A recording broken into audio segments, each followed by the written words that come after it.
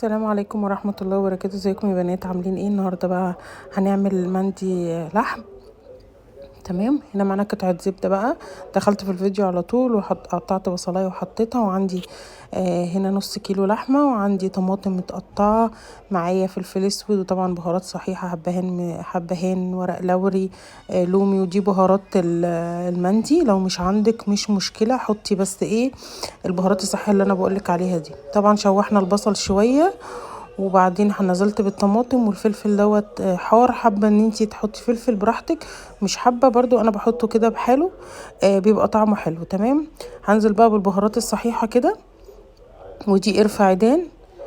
تمام، هديها بقى تقليبه. وطبعا حبهان، وعندك قرنفل حطي، عندك مستكه حطي براحتك خالص، بس هي دي بهارات المندي العادي خالص.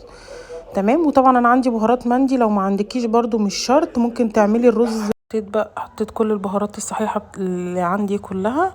تمام، ما عندكيش بهارات المندي، ممكن عادي تعملي بنفس الطريقة دي خالص، وتحطي بس معلقة كركم صغيرة. دي بهارات مندي. تمام، ممكن تعمليه بقى بدل اللحمة تعمليه فراخ، هيبقى طعمه احلى. تمام، بس انا نزلت بمعلقه صغيره مش كتير، عشان انا بعمل كميات صغيره. ونزلت بالرز البسمتي، ما عندكيش رز بسمتي اعمليه برز مصري. وحطيت ملح، هديله بقى تشويحه كده على النار عادي خالص. بس اسهل اكله ممكن تعمليها. تمام، هنا بصوا عشان الحله دي هقلبها، بس الحله دي ما بتخشش عندي الفرن، فهنقلها في صينيه. تمام، هنقلها بقى كده في صينيه، وهزود لها الميه، وهنقلها في صينيه، وهدخلها بقى ايه تستوي في الفرن.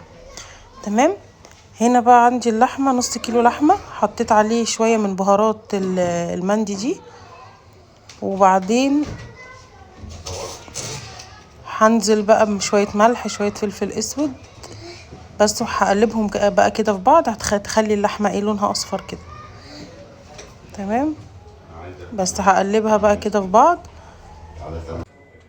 وفلفل اسود وكده بقى ايه، هقلبها كده في بعض. وطبعا كتري كمية اللحمة. دول نص كيلو لحمة، بس اللحمة لازم تبقى قطع كبيرة كده، عشان هي كده كده بتكش. تمام، المندي والكبسة لازم اللحمة تكون كبيرة يعني. هنا نزلت بقى على الرز بشوية مية سخنة. طبعا عارفين الرز البسمتي معيار المية بتاعه يعني. بس كده جبت صينية بقى عادية خالص، عشان انا عايزة ادخله الفرن. لو عندك الحلل اللي هي السيراميك او التيفال اللي من غير ايد يعني، او الايد بتاعتهم معدن زيهم، بتخش الفرن عادي خالص. تمام، هنا بقى حطيت عليه ورق فويل، وبقيت اخرم كده بخلة سنان او شوكة او سكينة او مقص او اي حاجة، خرمي كده. تمام، سهل قوي يعني، مش متعب ولا حاجة. وطبعا هدخله الفرن بقى، هقعده تقريبا ساعتين، عشان كمان كمية اللحمة قليلة. بس هي بتاخد من 3 ساعات لاكتر، لو كمية اللحمة كتيرة وكمية الرز اكتر. تمام، بس على درجة حرارة بقى 200، ودخليه الفرن. عايزة اقول لكم طعمه حلو جدا جدا جدا جدا، وكان مستوي جدا.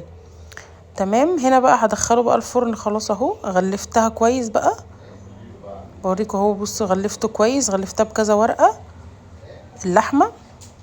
هدخله بقى الفرن كده زي ما هو، على درجة حرارة 200 لمدة ساعتين. تمام كده اهو، هدخله بقى الفرن وهسيبه. اسهل اكله ممكن تعمليها، او ممكن يعني حاجه سريعه وحاجه خفيفه ممكن تعمليها. هنا بقى كان طلع اهو من الفرن. هوريهولكوا بقى، هفتحه واوريهولكوا. تمام، هنا كان خد ساعتين بالظبط. بصوا اللحمه كانت استوت قوي قوي. وكمان بصوا يعني الرز كمان هتلاقوه عامل ايه. بصوا كشت ازاي اللحمه، مع انها كنت حطاها كبيره. هوريكم بقى كمان الرز اهو. بصوا كان طعمه حلو قوي قوي اهو، مفرفر وجميل جدا. بس طبعا احنا كان لسه بصوا مفرفر ازاي. تمام اهو، كان طعمه حلو جدا يا بنات، وريحته تحفه تحفه تحفه.